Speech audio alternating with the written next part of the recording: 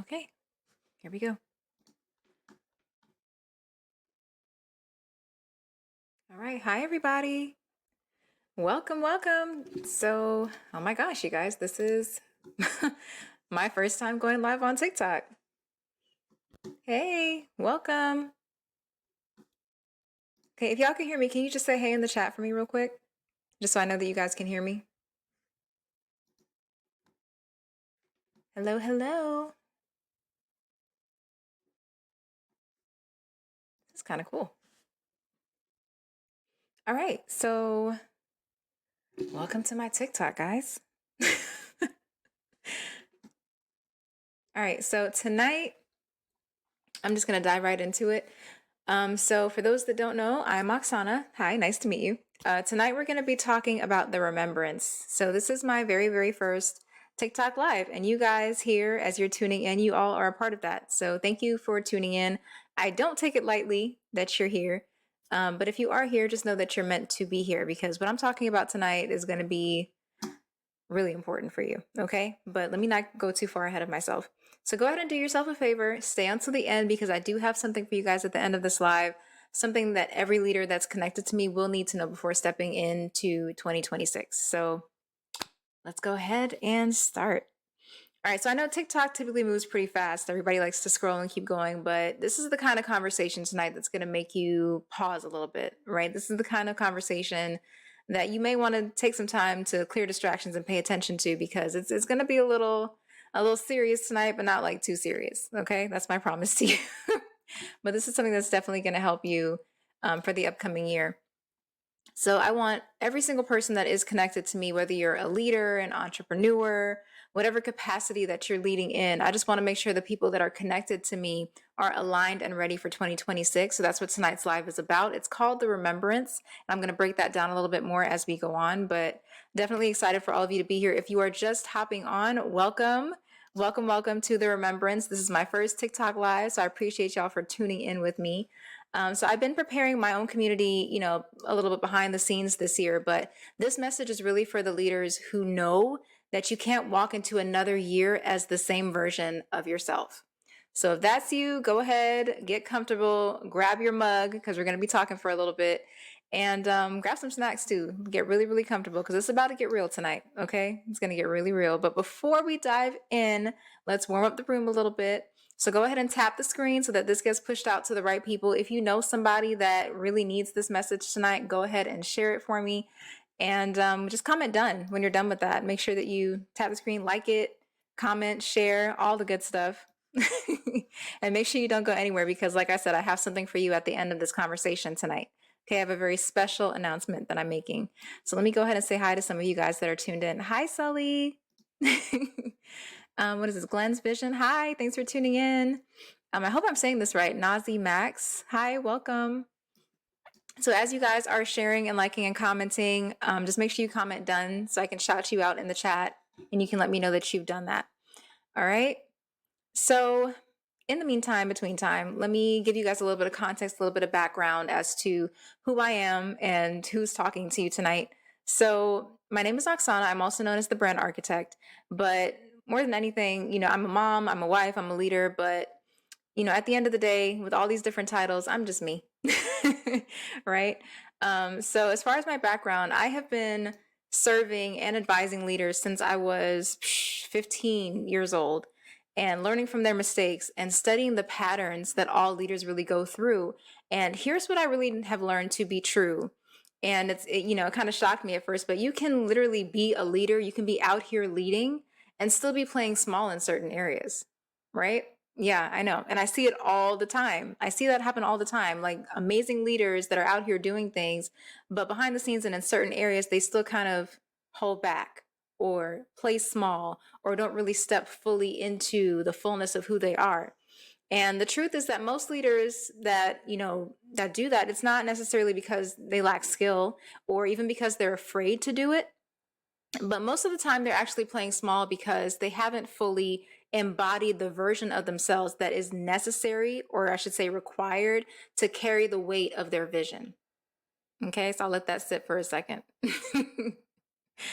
And let's talk about this a little bit more. So playing small, right? How it actually shows up. So it doesn't look the way that you think, right? It's subtle. It's one of those things that kind of sneaks up on you if you're not really paying attention because it's familiar, right? It hides in the details. And some of the ways that you can be playing small that maybe you haven't even realized yet, let's start with maybe your messaging, right? Maybe when it comes to your messaging, you tend to water down your voice, right? You don't really want to say anything to offend anybody. You don't want to say the thing that you really think or you really feel that you know people need to hear because you're afraid of how people may receive it or how they may take it, right? That's one way that you can be playing small, right?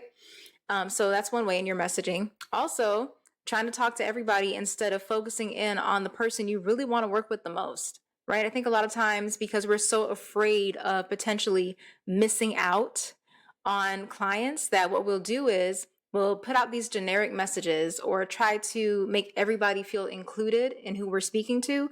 But really, at the end of the day, your message is not for everybody. It's not for everybody, right? It's for a specific type of client. It's for the client that you really want to work with.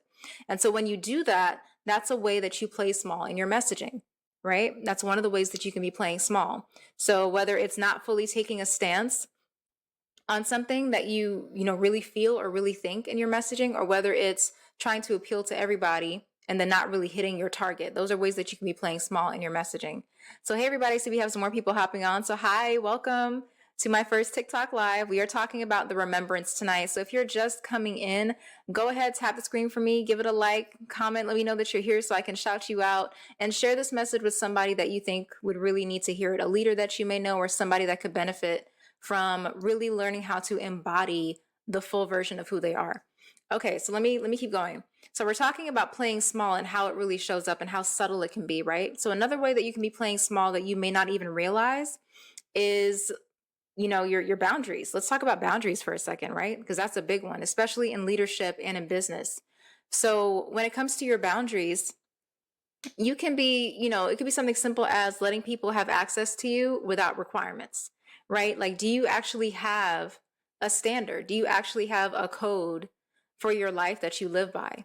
And I say that because sometimes, because especially like in business, let's talk about in business too. In business as a leader, a lot of times it's like, because you maybe want the sale or you want to make money, sometimes you don't necessarily filter access from a position of alignment, right? And I'm a very, very big believer that alignment is what should determine access, right? And so one of the ways that you can do that, and I always talk about this, is your pre-qualifiers, right? Do you have pre-qualifiers in your business? Do you have a form or some type of way to screen people before they actually get on your calendar? And what are you asking, right? How are you pre-qualifying people? Are you really making sure that they are the right fit for what it is that you offer? Because when you're not doing that, what happens is you end up attracting people that are interested, but not really committed, right? People that aren't really necessarily going to commit to what it is that you're offering. And so it really helps to have those pre-qualifiers. That's a form of boundaries in business, right? And tolerating misalignment. Sometimes maybe, it's just not a good fit. And are you going to be the person that says, you know what, I don't think this is the best fit for you, but this is what I can offer you, or this is who I can send you to?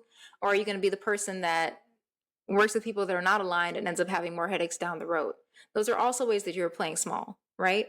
Also ways that you are not stepping fully into the version of you that you know you're supposed to be. Okay, so that's another way. So we talked about playing small in messaging, playing small in boundaries. Another way that this can show up too is in your positioning, right? The way that you are perceived in the marketplace. And so sometimes when you're playing small and not really walking in that embodied version of you, you can shrink in rooms where you're supposed to be leading, right? And we don't want that. We don't want you shrinking in the spaces where you're supposed to be leading, right? You're supposed to be showing up like a leader, not like a peer, right? But that's what happens when you're playing small. You end up being seen or positioned as the helper or the peer instead of the authority in that atmosphere, in that environment.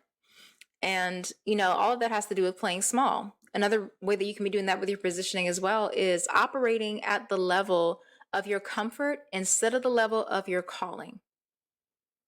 Let that breathe for a second. Operating at the level of your comfort instead of operating at the level of your calling, right?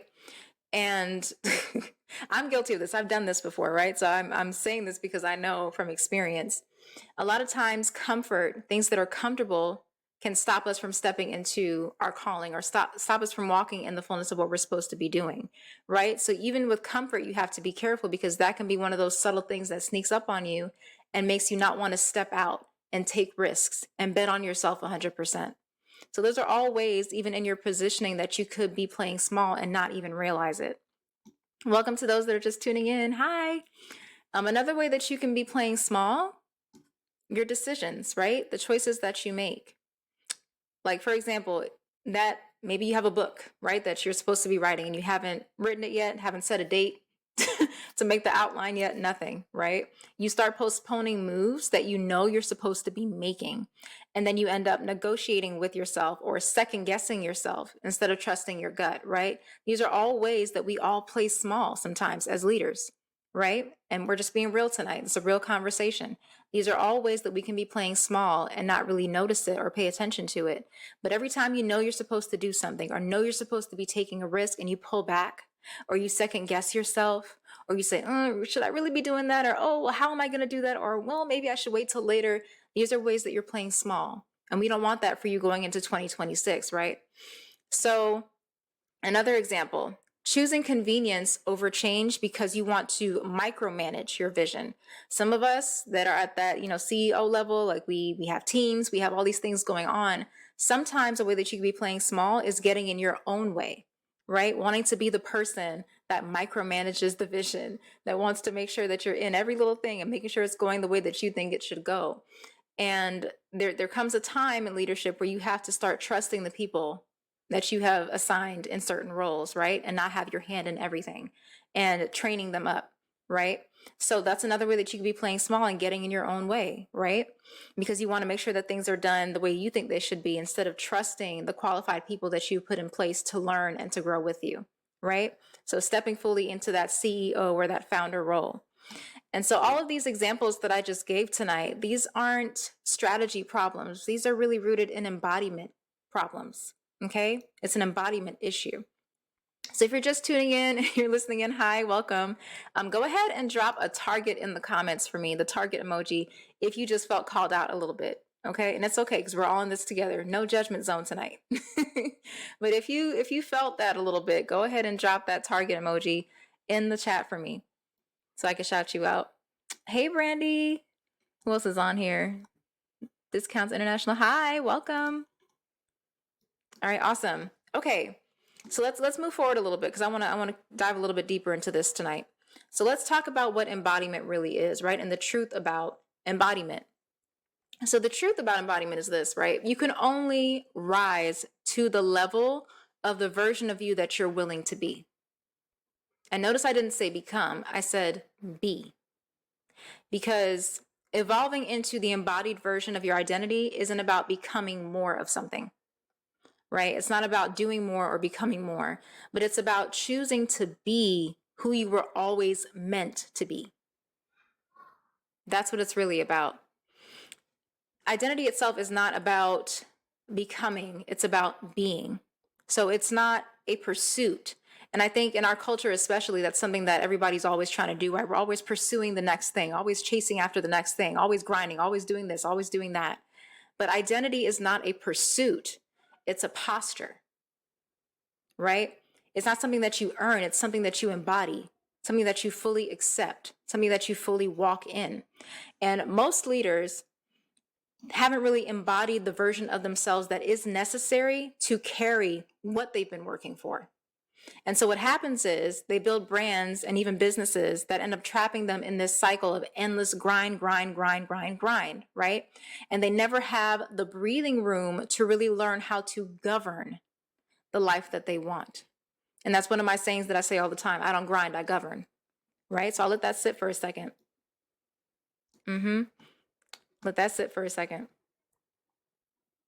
All right, if you're just coming in, go ahead and comment B if this is landing for you, because I want to see who's still with me tonight. Go ahead and comment B if you're feeling this. Let me see who's in my chat here. All right, welcome. Okay. So Let's go a little deeper. Y'all ready? You guys good? Everybody good? You with me? Let's keep going a little bit. All right. But the truth is, right, if you're honest, you don't want to have to grind harder. Let's be real, right? Like, if you had the choice, oh, thank you. I appreciate you. If you had the choice, would you really want to grind if you didn't have to grind as much? No, right? So you don't really want to have to grind harder unnecessarily, right? What you really want is authority positioning that does the heavy lifting for you. That's what we really want, right? You want that sovereign structure that's built sustainably to scale the empire that you're building, right? Because we don't do little dreams over here. We're talking empires. We're talking mogul energy. We're talking CEO, right? So the things that you're building, you want to be able to have that structure, right? And that sustainability to build your empire, to build your dream, to build that vision that you have. That's right, Bianca. Hey, girl, period, right? That's what you want. And so you want the type of positioning where you walk into rooms and you're recognized as the authority, right? You don't have to convince anybody of your value. Who has time for that? You don't want to have to convince anybody of your authority or your value, right? You want your brand, you want your presentation, your positioning to attract premium clients who are already pre-sold on the idea of working with you. That's what you really want, right? You don't want to have to do all this extra stuff. And you want the breathing room to actually govern the life that you've been building instead of feeling trapped in the day to day, right? That's the worst. Feeling trapped when you built something that was supposed to give you freedom of your time and your energy, right? That's not what we want. That's not why we started building these visions and having these dreams in the first place, right? That's not what we want. And here's the truth too. Let me be honest with y'all for a minute. And this is something I talk about in my book as well, Brand Like You Mean It. Having structure and predictable profits and the right positioning, all of these things is what gives you freedom. The freedom to build, the freedom to delegate, and ultimately the freedom to lead without burnout. Sorry, I hit my microphone. To lead without burnout.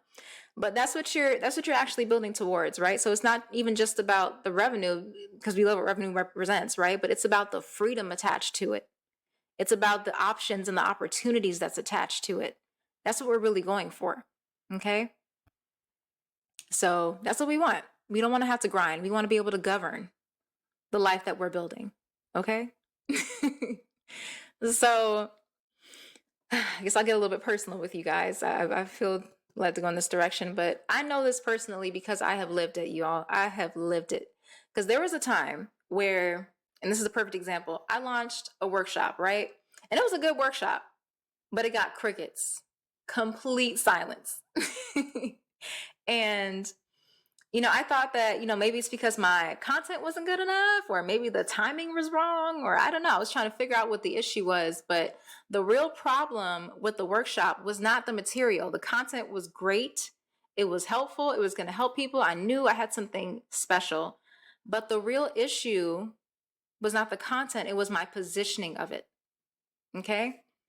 I'm going to put you guys up on game tonight. It was my positioning of it. And whether you realize it or not, like every single one of us here tonight, we're positioned, right? You have positioning already. You have a perception of yourself and of your business that the premium clients that you want to work with are seeing and thinking and feeling. Okay? So you're already positioned some type of way, whether you realize it or not. All right. So you guys are so sweet. Thank you for the comments. I appreciate it. If you're just coming in, go ahead and like, comment, and share. Let me know if this is resonating with you in the chat, you guys. Go ahead and talk to me. I love interactive dialogue. So feel free to comment and ask me questions if you think of a question while I'm talking, and I'd love to get that addressed for you, okay? But yeah, so my positioning was the issue for the workshop. And every single one of us on here tonight, we're positioned, right? And the thing is, I knew who I was internally. I had embodied my authority in how I showed up for myself, but my positioning and my messaging and my brand and the way that I presented myself to the world did not reflect that greatness. Okay? It didn't reflect who I knew I was. And I think that's the disconnect for a lot of us, right? And so because I wasn't positioned correctly as far as what I was putting out, Premium clients couldn't perceive that about me. They didn't know that I was the solution they were looking for. They didn't know that I had what they needed because of the way that I positioned myself. And so, what most people don't understand is that embodiment is the internal part, right? A lot of us have been doing the internal work. We've been working on ourselves. We know that we're, good at what we do. We know we're qualified. We have the certifications. We have this, we have that. That's great. That's beautiful. Keep that up.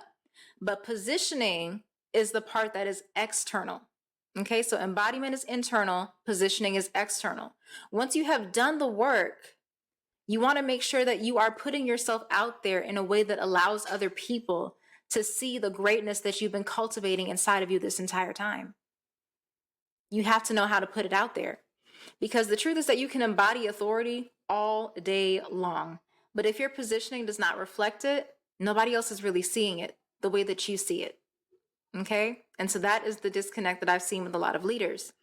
And so you can have amazing authority, but if you have not embodied the identity behind it, you won't be able to sustain it either, right? So you need both the embodiment and the positioning. But you have to remember who you are, and you have to architect your brand and your business to match who you are. And I think a lot of us got stuck in that trap we talked about earlier because we built a business around what we thought it should be, or what we thought people wanted us to be, or how we thought people wanted us to show up, instead of figuring out who you truly are, walking in that, and then building your business around it so that it works for you and you're not stuck working for your business. Right? I think a lot of us fell into that trap at some point or another. And so I realized at that point that I had to shift both things in my life, right? The embodiment and the positioning. And so I had to remember who I actually was underneath all the titles and the expectations and all these other things that people told me I should do, or how I should show up, or how I should do this and how I should do that. I had to tune all of that out and get back to me, right? Figure out, who is Oksana? What do I really want? What is my business really here to do? What does leadership look like for me? These are the questions I had to start asking myself, right? And so when I started remembering who I actually was, then I began to operate from that place. I began to move differently, to choose differently, to speak differently, right? You show up differently when you know who you are, right? When you have that full confidence and assurance, you have that level of self-validation, right? Because once you have that, all that extra stuff is just extra. It's not essential, right? And so I repositioned my brand to reflect the evolution that happened internally, right? To reflect what I had learned to embody. And so as a result, my messaging changed, the way I carried myself changed, and the perception of me began to change, right? And so I took that same workshop, the same one that was a flop the first time around, I took it and I decided to reposition it, change the messaging, be more direct in exactly who I was talking to, right? And then I put it out again and I decided how many spots I wanted to open for it. When I put it out the second time, you guys, sold out way before the event even started. I kid you not. All because I shifted the positioning. That's how powerful the right positioning is for your business and for your offers. And so it wasn't just because I became better at what I do, but I finally realized how to bridge the gap between who I am and how I was positioned. I figured out how to merge the two, right? So that it was obvious to other people. And as a result, because I repositioned that workshop, the right people and the right opportunities began to align instantly, right? It's like I put a signal out there and the right people saw it. Think of it that way. All right. And so that's the bridge that a lot of us as leaders are missing. Embodiment without the positioning, right? And embodiment without positioning is really just invisible authority. It's invisible authority. And likewise, vice versa, positioning without the embodiment is a brand or a business that you won't be able to sustain because you need that foundation. But when you bring them both together, that's when you become undeniable, right? And I call it an undeniable authority. And so all of that becomes possible when you both embody the identity that your vision requires, and then you architect your positioning to reflect it. Not when you try to reinvent yourself for the millionth time, or when you try to start over or do like your 50th rebrand. That's not when the change really happens. It happens when you remember who you are and then position your brand to match. Okay? And so this is why this year, I'm not even doing, next year, I should say 2026, I'm not doing resolutions. I don't do that. I'm not doing a rebrand. I'm remembering. Okay? I'm not rebranding. I'm remembering. I am remembering who I really am. I am walking in the identity that matches my calling, that matches my vision and my assignment. I'm operating as my true self, right? That's what this next year is going to be about. And the leaders who are aligned, you're going to feel that, right? You're going to feel that alignment tug. You're going to feel that shift, right? Happening in you. And you're going to feel that, okay, I know I need to do something different. And that's why I really wanted to have this conversation with you guys tonight, because I can feel this anticipation for 2026. And I just want to make sure that the people that are connected to me, you guys are ready for what's coming, right? And so while everybody else is preparing their resolutions, we're over here resting because we're ready, right? While everybody else is, preparing and reinventing and rebranding, we're remembering who we truly are, okay? And when we do the work, when we do that, and you get into this place of already being prepared because you've done the work and because you've positioned yourself for what you want, that's when you get into that state of rest, right? You're able to rest without feeling restless because you know that you prepared. You know that you're ready for what's coming. And so I'm ending this year intentionally with rest. So this is the live I'm doing tonight. And after this, I'm taking a rest for the rest of the year, you guys.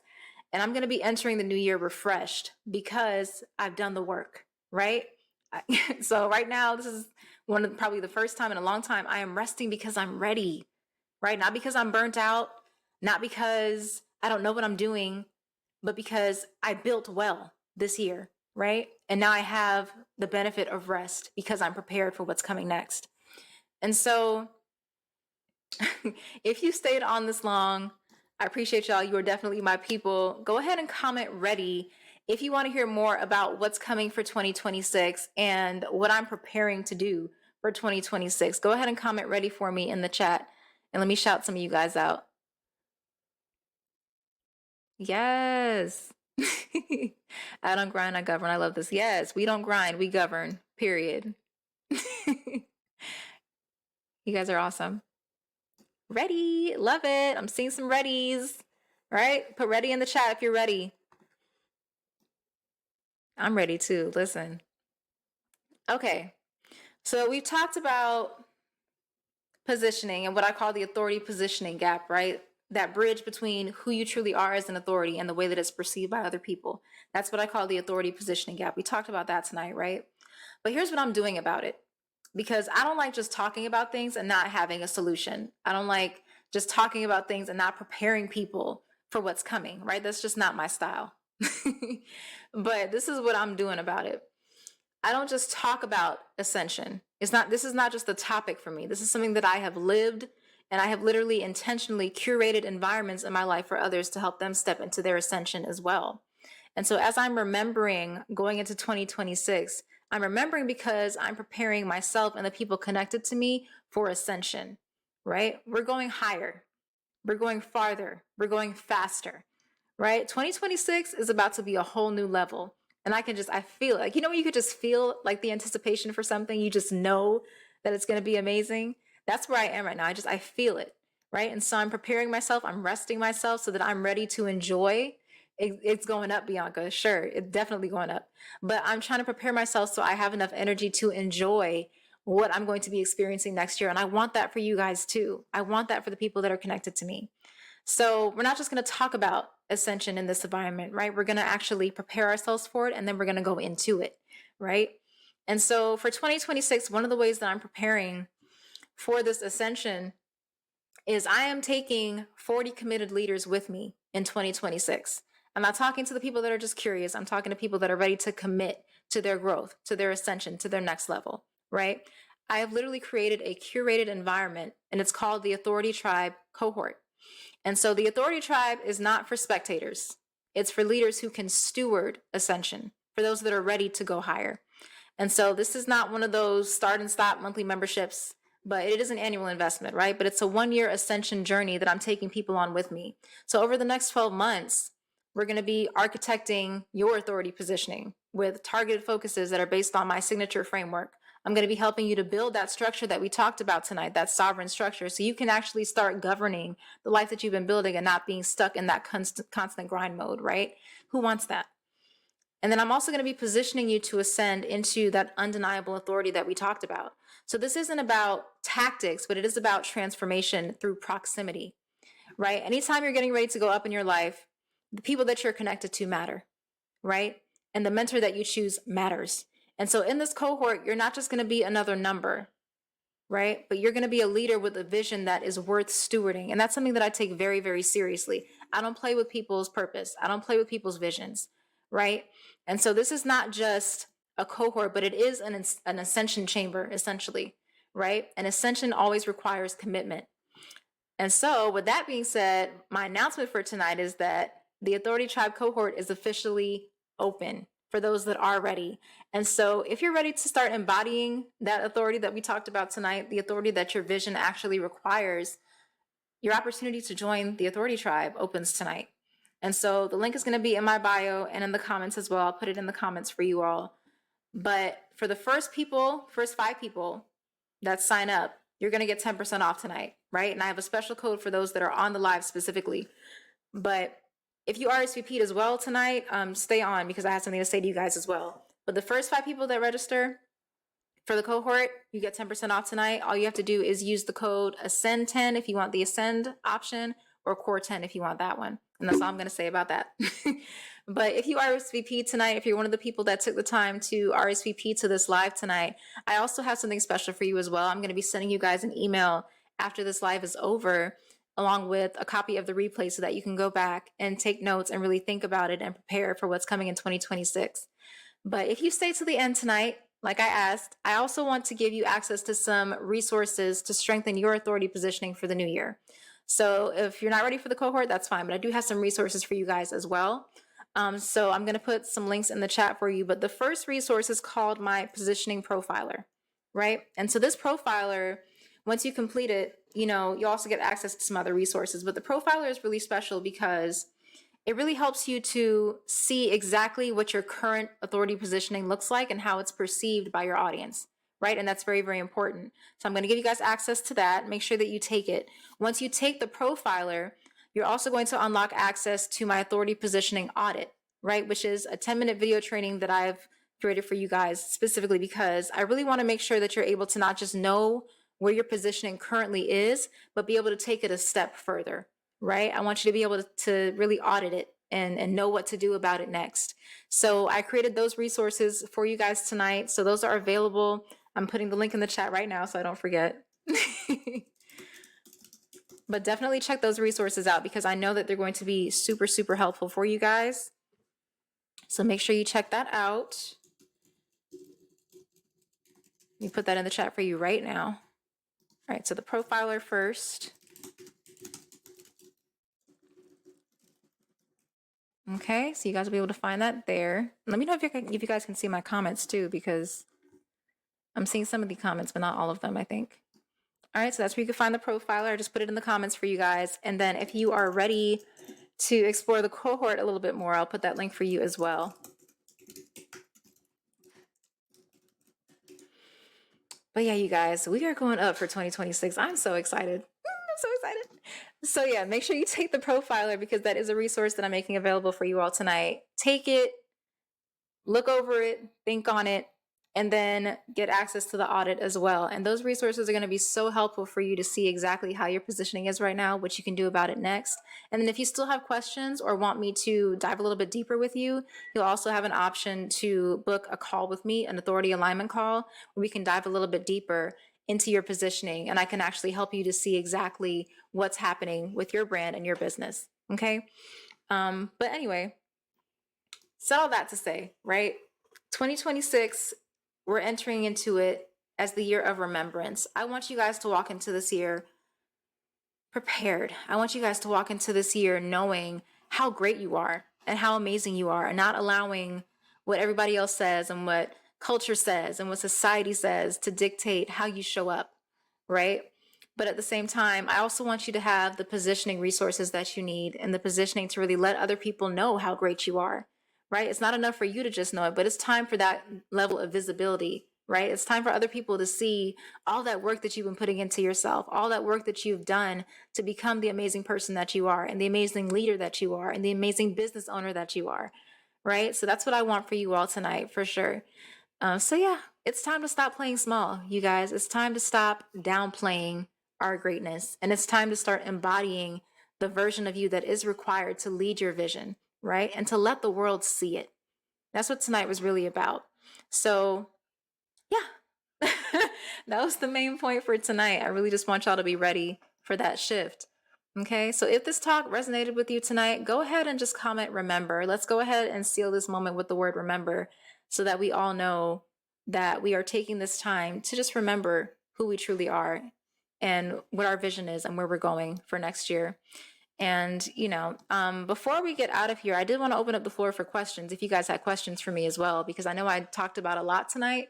So I wanted to kind of open the floor so that if you did have questions for me, I'm available to you to answer them for a little bit. That's right, Terrence. Remember.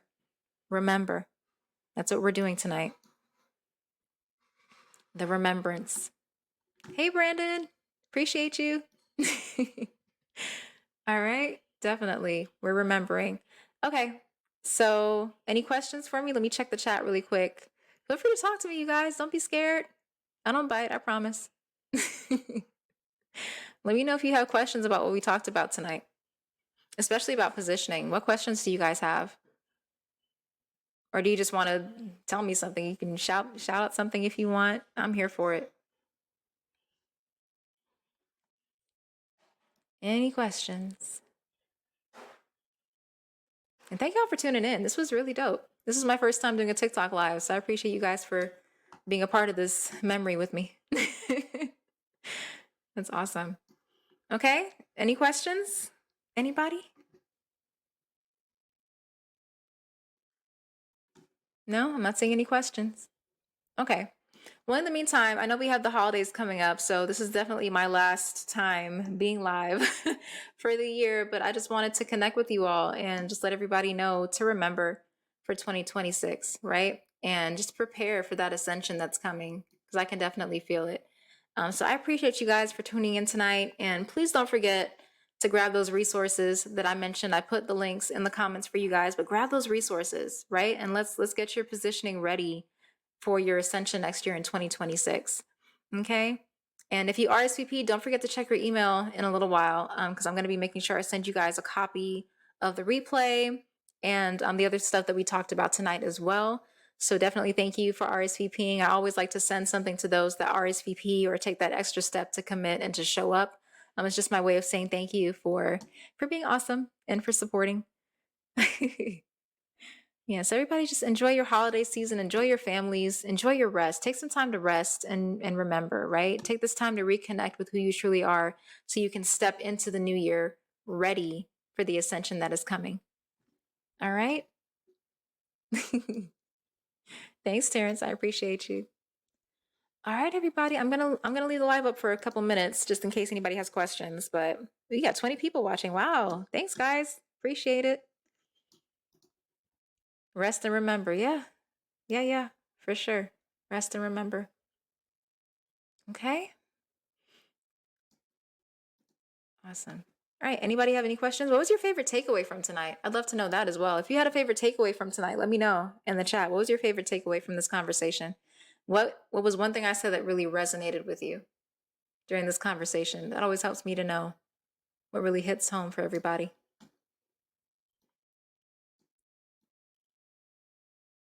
Okay. All right. So question, right? Because like I said, this is my first TikTok live. So I'm looking at I'm looking at the chat floating over here, right? I just moved it. So I just want to make sure I'm not missing anybody's comments. Okay, so Terrence said his was rest and remember. Anybody else have a takeaway you want to share from tonight's conversation? I know somebody really liked the grind and don't govern part. Saw that one earlier. Mm-hmm. Yeah. I mean, y'all want me to keep talking? I can keep talking. Y'all want me to keep talking? Any questions for me tonight? Okay, let me see if I can guide y'all in a direction for the questions. Does anybody have questions about what positioning looks like, or maybe how to position yourself? Does anybody have questions about what embodiment means, or what it means to walk in your identity, how to walk in your identity? I'm here for it, guys. Feel free to ask me questions while I'm here. I love answering questions, so don't ever feel afraid to ask me questions. I am the question queen.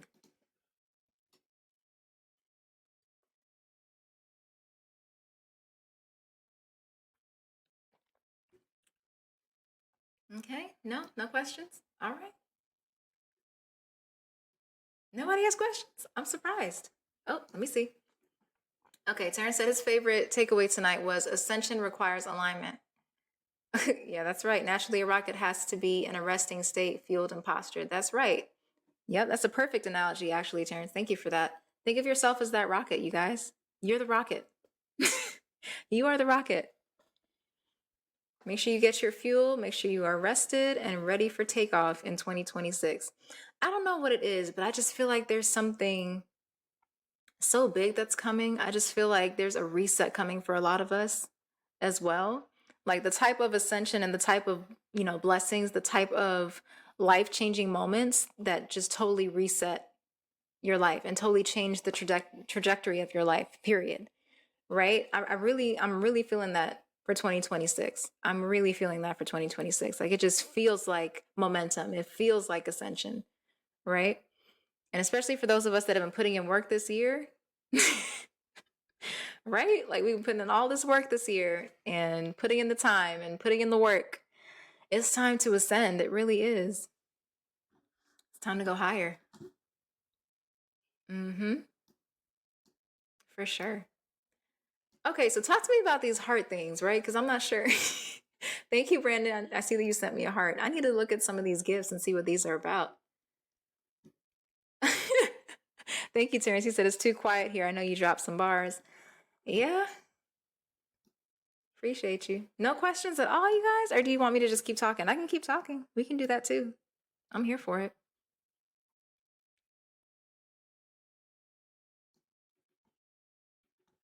Okay. All right, so let me ask you guys this. How do you feel like you've done this year with embodying your identity? What does that look like for you this year? How did that look for you? Our better question, for those of you that actually were here from the beginning, what are some of the ways that we talked about with playing small that actually apply to you, right? Can you relate to any of those that we talked about? Playing small in your messaging, playing small in your boundaries, playing small in these other areas. Anybody can relate to those?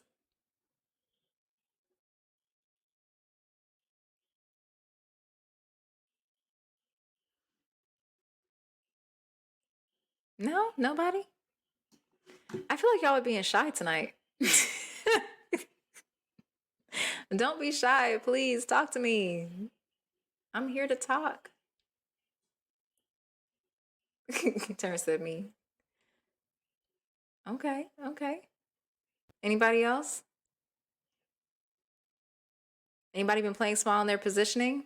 Like you've been shrinking in places you're supposed to be leading?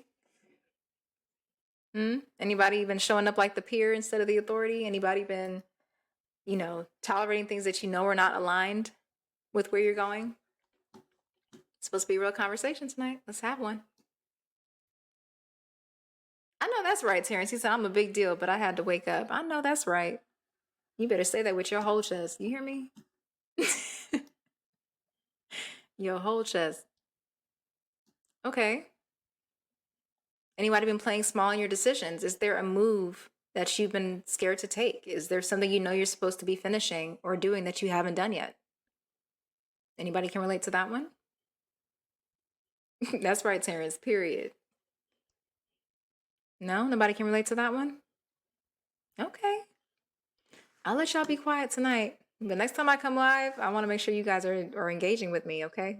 That's what makes it fun. Let's have these conversations. But anyway, thank you all for tuning in tonight. I definitely appreciate it.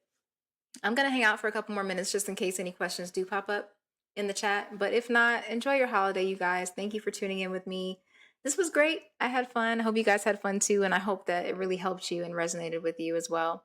So if you're not staying, you can have a good night. Appreciate you. Don't forget to grab those resources, okay? It's in the comments. So make sure you check the comments for those resources.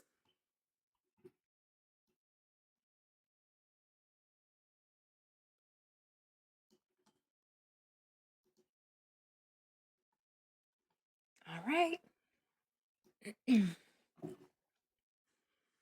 Oh, Terrence said, I made a move with my tribe in mind, proud of myself, yet it's also challenging my faith to ascend.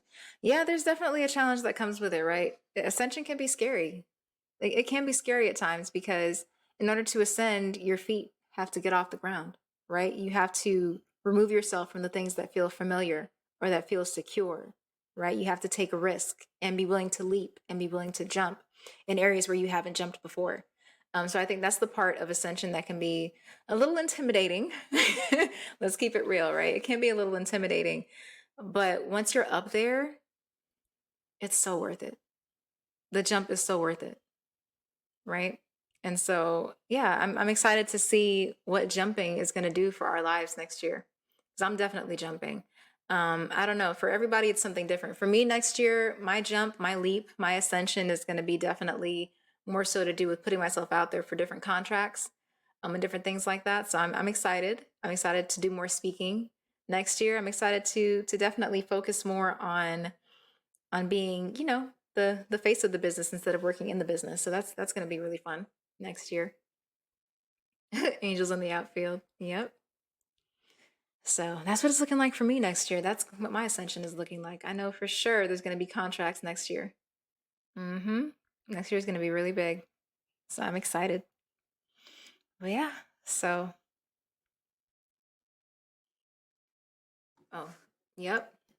That's the one right there, Terrence. That's a very important one. Okay.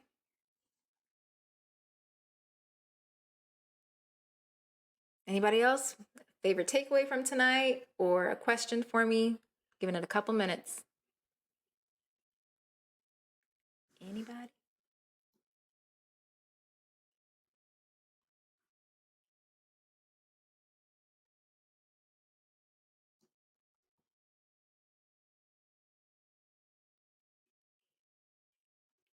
Hey, woman of God, welcome. Thanks for tuning in. I was just opening up the floor for questions before I get out of here. But I was asking everybody, like, you know, have you been playing small in certain areas? Like, is there an area of your life where you know you've been playing small and you're ready to do something different about it for next year? Where have you been playing small? Where have you been shrinking? Where have you been not taking the risks that you know you're supposed to be taking or not finishing what you're supposed to be finishing? Let's talk about it.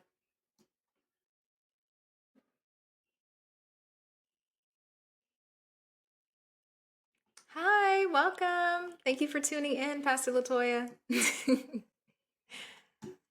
Okay, okay, okay. She said all the time in marketing. Listen, marketing is no joke, okay? Hi, Jared. Thanks for tuning in. Marketing is no joke.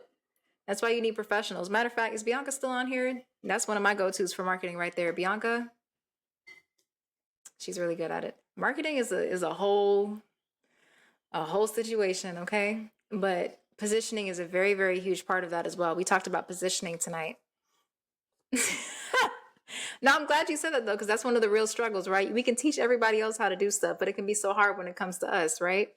And so, one of the things that we talked about earlier, for those that may have got on a little bit later, we talked about earlier how, you know, we can have all these skills and everything, but a lot of times we're not fully embodying the version of us that's necessary for our vision, right?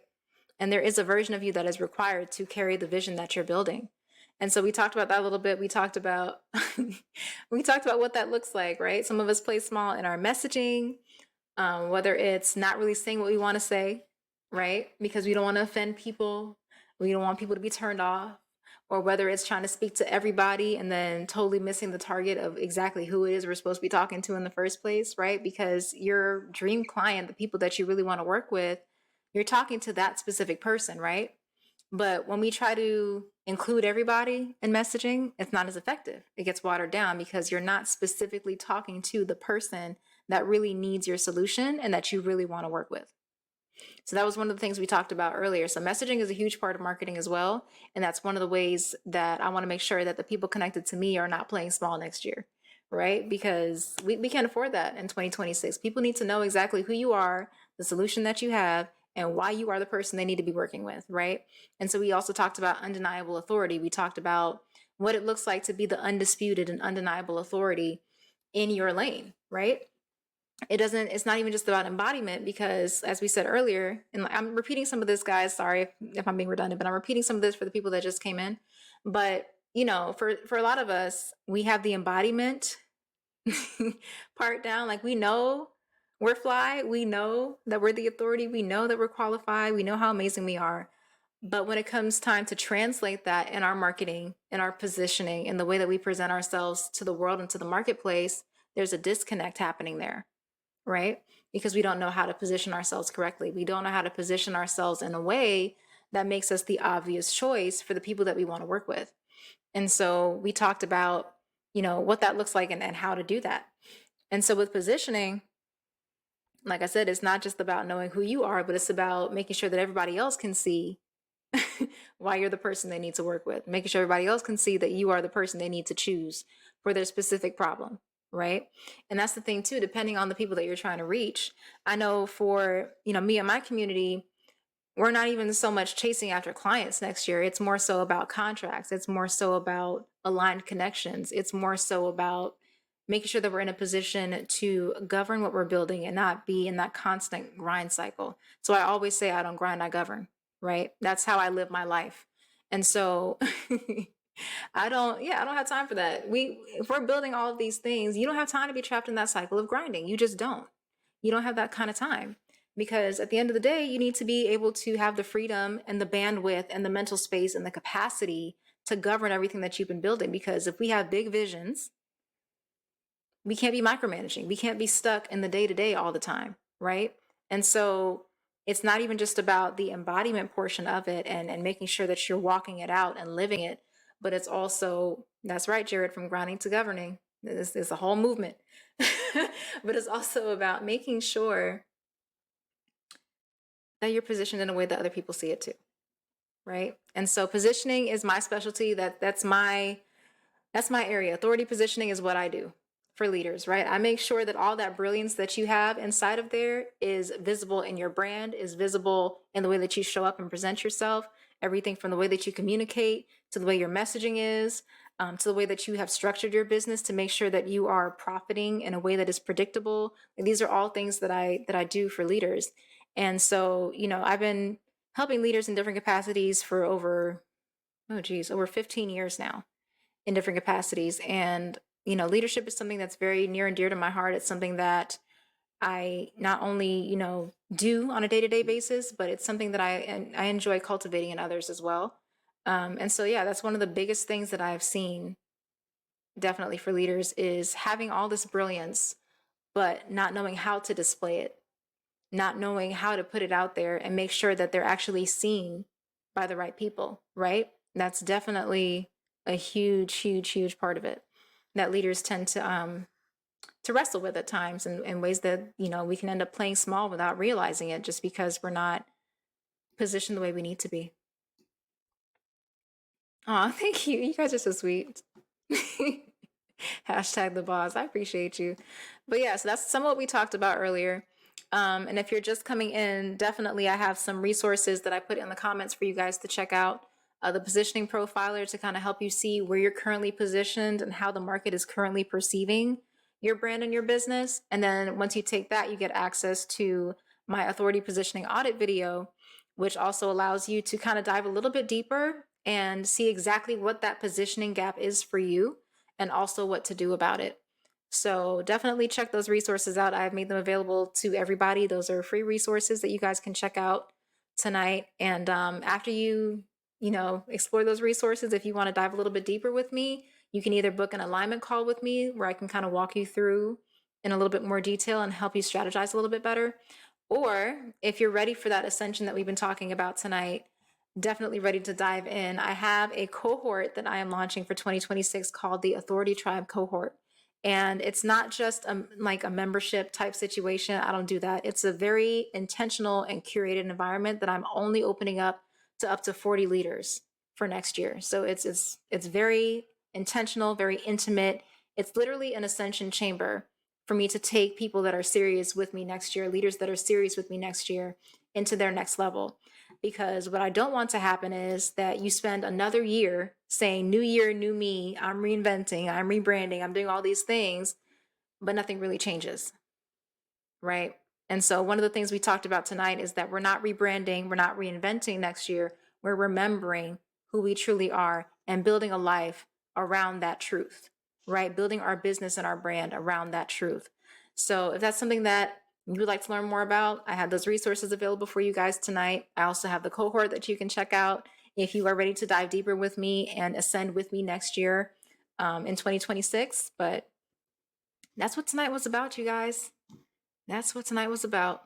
So last chance for questions because it is 9 o'clock. So I want to make sure I kind of hit it at the hour mark tonight for my first live on TikTok. Yay! Thank you guys for being a part of my first live. I really appreciate it. I appreciate you guys so much. But yeah, so let me know how I can help you guys with your ascension in 2026 and either one of the options that I put in there tonight.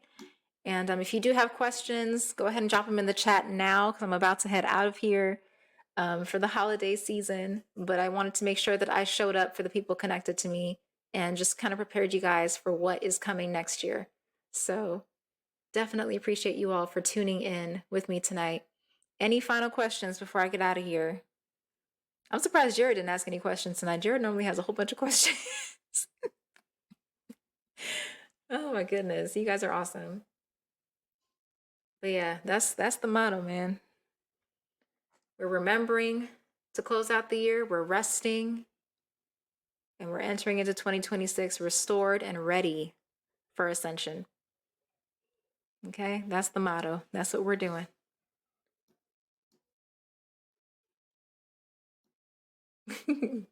Thank you, Pastor Latoya. Kind of scrolling through some of these comments here. Oh, you said you hate emailing because it seems like cold marketing? Yeah. But that's why there's ways to do it. We can have a conversation about that. But yeah, there's definitely ways to do it. I don't do cold email. What I do is I build ecosystems, right? So I don't I don't chase. That's just not something I do. What I do is I create environments and ecosystems and I invite people to join me in those ecosystems. And so even with your email, that's a part of your ecosystem, right? That you're developing. And so when it comes to emails, I don't cold email, but what I will do is I'll make sure that I position my content or my messaging in a certain way to where it attracts the right people and they opt in to my email, right? So there's ways to do that, and we can talk about that in some more depth another time. But it doesn't have to be as strenuous as or awkward as we make it. Okay, Terrence said, would you say journaling is a good way to remember? Absolutely. Let me tell you something. I'm glad you said that actually, because that brings me to another point. Journaling is so powerful. I started off this year, maybe a few months ago, because I normally like to write things down and document things. Like I'm really, really big on the written word and documentation because I understand that whatever I write down has the ability to outlive me and outlast me. So I'm really, really intentional about mapping things out and creating blueprints and documenting things and writing things down. But when it comes to journaling, right, that's one of the most powerful ways to document your journey and to reflect back to yourself some of those things that you may have forgotten or that you may need to revisit, right? And so journaling is a very powerful thing. And I'm specifically talking about writing it down and not just typing it out. So yes, there are, I was one of those people that I'm a really, really fast typer. So I like to type things out, like as far as getting work done. But when it comes to journaling, having that pen and paper activates so many other parts of your brain that typing does not. So definitely want to make sure that you are engaging your brain, your mind, and writing it down, right? Writing down the reflections, writing down anything that comes to mind that could be helpful to your journey. One thing that I do at the end of every single day, I document my days now. I take the time to reflect on the day while it's as fresh as it can be, because I want to know, what did I do well today? What can I do better tomorrow? What is something that I want to work on within myself? What is something that I want to aim for? This, how can I be more intentional with my days? How can I be more intentional with my time or with my week? So I journal everything because it's a way for me to face myself on a consistent basis and make sure that I am being accountable and intentional with every single aspect of my days. And the more that I've been doing it, the more intention I've been able to bring into every single day, and the more I'm able to see those little micro moments of growth that we sometimes miss because we're not paying attention. We're just going from day to day to day in the hustle and bustle and not really paying attention to all the little wins that we have on a regular basis. And another reason I started journaling as well is because I was thinking about it, right? Because a lot of times in leadership, you see leaders when they actually make it, and then they talk to you from this position of, oh, yeah, well, I made it now, and here's how you can too, right? But I didn't want to just be the leader that made it. I wanted to be the leader that evolved out loud. I wanted to be the leader that documented the process. So when somebody asks me, how did you navigate through this? Or how did you do that? Or how did you get here? Or how did you overcome that? I have the process. I have the blueprint, right? I have exactly what you need to do the same thing. And so that's one of the biggest difference. Like perfect word, Terrence. That's what makes you not just a leader, but a trailblazer, right?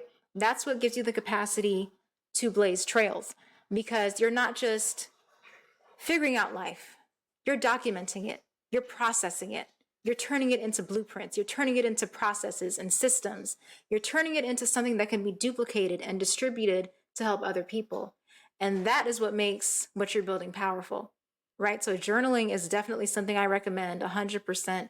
It could be something simple. You could start off small, but the more that I do it, the more detailed I have been able to get, because now I'm expecting to document my days. And it also puts you in the mindset of being the author of your own life, right? Because at the end of the day, I got to take up that pen and paper and I got to write out what I did today, and I have to face myself. And at the end of the day, the only person responsible for your life is you. So you have to be willing to face yourself on a daily basis if you really want to grow. And so I pick up that journal and I face myself and I say, you know what? I'm writing down what I did today, but I want to make sure that what I write down tomorrow is aligned with the person that I truly am, is aligned with the real me, the leader that I'm meant to be, the person I was born to be. And so you start making decisions as the person you were born to be, and not the person that is limited by your circumstances, or the person that's limited by your situation, right? You start moving as the future you. You start making decisions as the future you in the present, because you already know that's who you truly are at the core of everything. You don't need your circumstances to validate who you already know that you are. It's already in you. You just have to embrace it and remember it and walk it out, right? You got to face yourself. That's how you grow. You can't grow without it. You can't get around that. You have to be able to face yourself. It's key. Yep, for sure. So thank you so much for asking that question, Terrence, because that's definitely a part of my daily routine. Hey, Amari, love you. Yeah, so go ahead, y'all. If you have any more questions, this is the time. But definitely journal. I recommend, highly recommend journaling. It has changed my life in so many ways. As a matter of fact, journaling is how I became an author. Can we talk about it? Journaling is what ended up helping me to become an author, because as a little girl, I had a lot of things that I went through in my childhood, and a lot of things that I didn't talk about, right? And so my way of coping, my way of dealing with it. Oh, sorry, had a notification pop up. Boom. Okay. But the way I had to deal with it, right? The way I dealt with the things that I couldn't cope with was I would write. I would write it down. I would express, right? It was a form of creative expression for me, and a way of venting for me and processing for me, even at a young age. And what I didn't realize even back then was, by writing down the things that I went through, I was able to process it better. I was able to deal with it better. I was able to have a way to let out the things that I was holding in, because we know that holding things in can literally make you sick, physically make you sick, right? So yeah, that was definitely something that I had to do even at a young age. And so by doing that, I kind of conditioned myself to become an author in a way, because I got used to documenting my life. I got used to writing out my thoughts and writing out the things that I maybe couldn't share with everybody, but I could at least process it and be honest with myself about it. Right. So that was definitely a huge thing for me, was the journaling. But yeah, so feel free to ask me questions, guys. We talked about a lot tonight. We definitely talked about a lot tonight. Do not be scared to ask me questions. It could be about positioning, it could be about identity, it could be about embodiment and what that looks like, anything. Feel free to ask me. I am here for you tonight. Okay, making sure I didn't miss any comments. Okay, good, good. Oh, thank you for the rose, Amari. You're so sweet. I appreciate it. But yeah, that's how we face ourselves. I saw something pop up. Where'd it go? Okay. Amari said, what does embodiment look like? So embodiment kind of goes back to what I was saying earlier, right? Embodiment is about showing up in your true identity. We have this idea that identity is something that we have to kind of like become or step into, right? But identity is always in you. It's who you always were. And if you think about it, from the moment that you're born, you're given a name, you're given, an environment, a family, you're given all these different things, right? That you never chose. But at the same time, from your childhood, there are what I call seed moments, right? And this is why, parents are so important as well. There are seed moments that happen in your childhood that give you a hint or a preview into who you truly are and what your purpose is and what it is that you're here to do, right? And so, that's a good point. So, okay. I'm sorry, there's a lot of stuff going through my mind right now, so I'm trying to filter it all so I can answer. But yeah, so embodiment is basically choosing to get back to the original version of yourself before life told you to be something else, before your family told you who you could and could not be, before people started planting things in your head about what success looks like or what it doesn't look like. It's about getting back to the original you, right? The original model. Getting back to your truest self. That's what embodiment is. And then once you get there, you make decisions from that place, right? You make decisions as that person because you already know where you're going, right? You know where you're headed. You know what it is that you want out of life. And so your decisions now begin to recalibrate your life around you. They begin to realign and recalibrate things around you because now you're saying, okay, that's not me anymore. This is who I am. This is where I'm going. And so now I'm making this choice because I know this is the end that I'm working towards. This is the destination I'm trying to reach. This is where I'm going next. And so that's what embodiment really is. It's choosing to be, right? Not to become, but to be. And a lot of times we limit ourselves and always trying to be in this constant state of becoming something else, becoming someone else, becoming more, doing more, do. When all you have to do is be. Just be. Be. Cannot stress that enough. That's what embodiment is. It's being, not becoming, being. And so once you get to that state of being, then you start to attract what is meant for you, right? You start to align what is meant for you. You don't know how to just be. Like I said, it starts with that inner check, right? So the first step is figuring out who you are. Who is Amari? Who was Amari before anybody else told her who she was supposed to be? Right?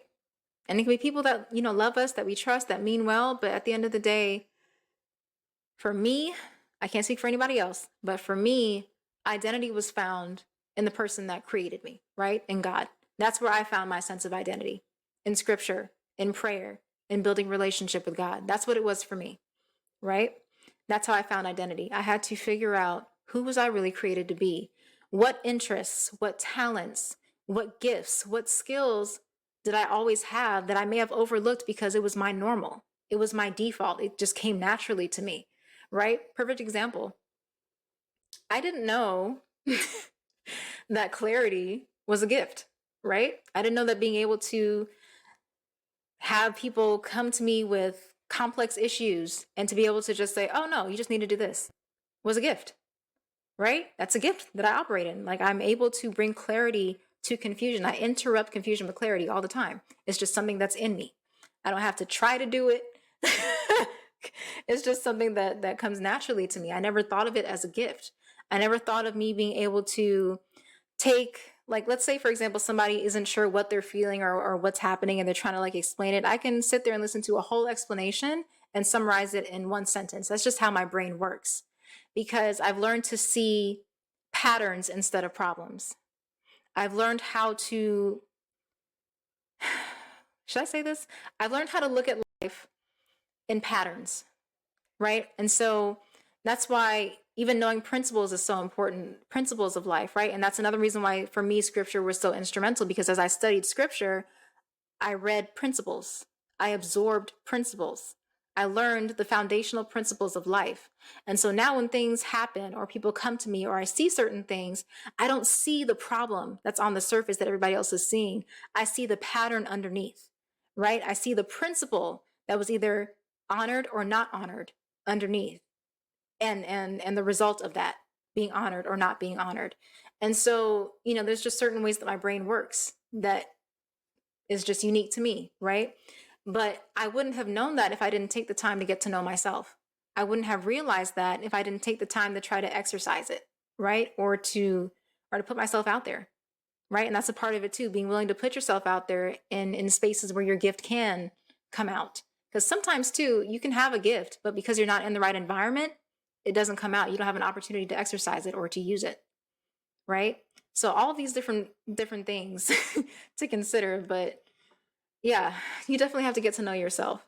You have to date yourself, know yourself, ask yourself the hard questions. Like Terrence was saying earlier, journal. Think about the thoughts that you have during the day. What do I think about? Why do I think those things? Is this something that I want to continue thinking, or do I need to start challenging some of these thoughts? Like, these are all things that you do to start to get to know yourself, right? And to start embodying who you are. But yeah, oh, hold on. Terrence said, date yourself. That's right. Take yourself out. You don't need to wait on nobody. Treat yourself. Love on yourself. And that's another thing too with embodiment too. It's about loving yourself too, not just accepting it, but loving who you always were, right? Loving that person, caring for that person. And that goes back to what we said earlier too, even about boundaries, setting boundaries with people to protect that person that you are, right? All of these things have to do with embodiment. So it's the way that you live your life from a state of being. That's what embodiment is. It's the simplest way I can say it. All right. Any other questions?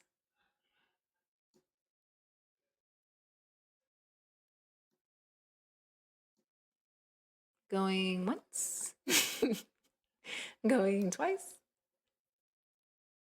That's right, Terrence. Your mind is the bank. Mm-hmm. You need help? Okay. I got you. You have my number, Amari. I got you, girl. Okay. Terrence said breakfast, lunch, brunch, smile, laugh. Yeah, take care of yourself. Like today, listen, self-care is the non-negotiable for me. Boundaries are non-negotiable for me. Why? Because I love and care for myself. I love and care for the person that I am, period. Right? And I think too, when you start okay, I got you, Amari. But yeah, I think too, you just have to protect yourself. You have to be willing to stand up for yourself too. Embodiment also means protecting the person that you are. So for me, today was a self-care day for me. That's why I'm chilling right now. Like I had today, I did my nails, I did a facial, I did whatever I wanted to do today, right? And I just took care of me. Put on my music, took care of me. That's what today was. And you need those days. You need that time for yourself. Whatever it is that refuels your tank, right? You have to make sure that it is part of the structure. It's not an afterthought, but it's part of your strategy, right? It's built into the strategy. So my rest days are built into my schedule. That is a non-negotiable for me, right? So definitely. Yeah, I love a good self-care day too, Amari. That's like my favorite favorite thing to do. I love self-care. Mm-hmm. Awesome. All right. Okay, you guys. I normally cut it off in an hour, but thank you for asking questions. I love answering questions.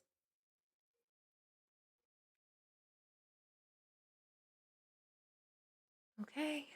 All right. Well, I think I'm going to head on out if nobody else has a question for me or a takeaway. But yeah.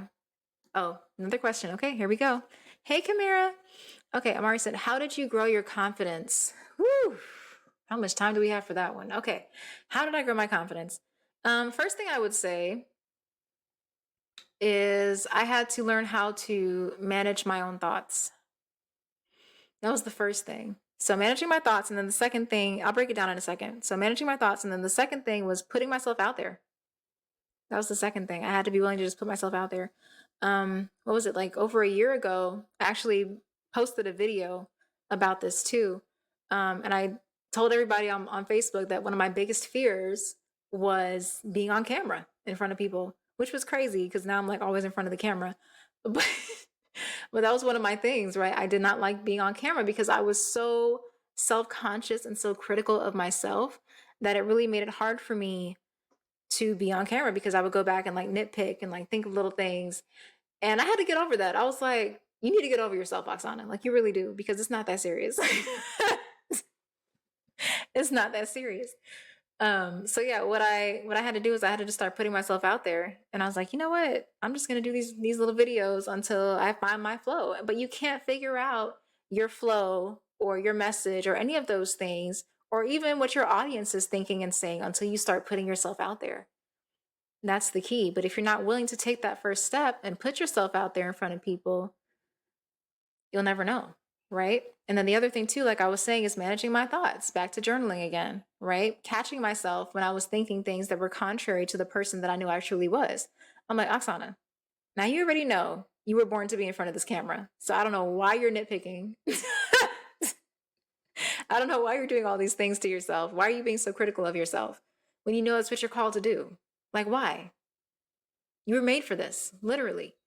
So I had to start checking those thoughts. And when those thoughts came up, I had to reject them with the truth that I knew. I'm like, no, we're not doing that today. I was born for this. No, I'm going to do this video because there are people that need the message that I have to put out, right? So you have to really be on top of your thoughts until it becomes your new default. Because what happens is you have all these thoughts in the back of your mind that are constantly questioning, constantly asking how or what if, or, what if they don't like me, or what if they don't like this, or what if people, make fun of me, or what if this happens, or what if, what if, what if, what if.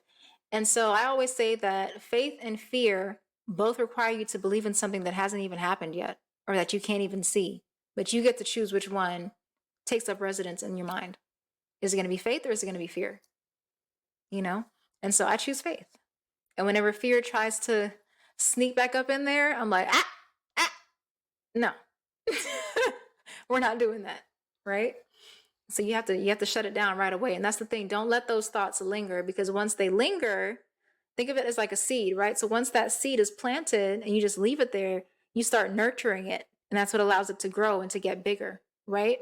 But when you reject it right away, what you're doing is uprooting that seed so it doesn't have a chance to grow in the back of your mind, right? It doesn't have a chance to stunt your growth. It doesn't have a chance to paralyze your movement.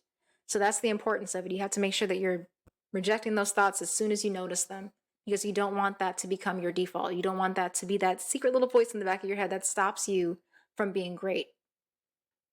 Yeah, that's right, Terrence. Fear is torment. So don't allow fear to paralyze your forward movement.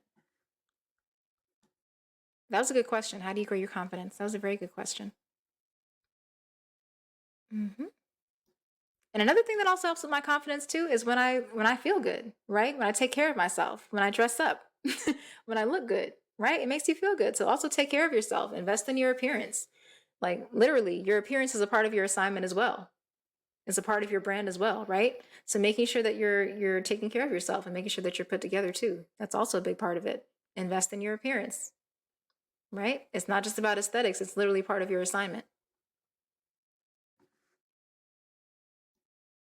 You got to look the part. Okay. These were good questions. Thank you, guys. All right, awesome sauce. Yep, look the part.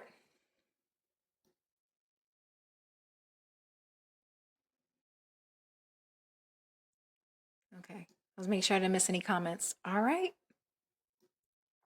So once again, if you just hopped on, I'm about to get out of here, but make sure that you guys check out those resources that I went ahead and put in the chat for you guys in the comments so that you can get those resources and work on your positioning for 2026 and make sure that you are prepared for your ascension because we are going up next year for sure.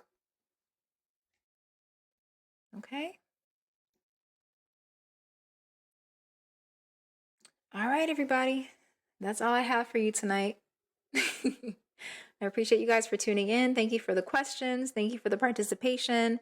And next time we go live, I'm definitely excited to talk to you guys a little bit more, okay? So happy holidays, everybody. Bye.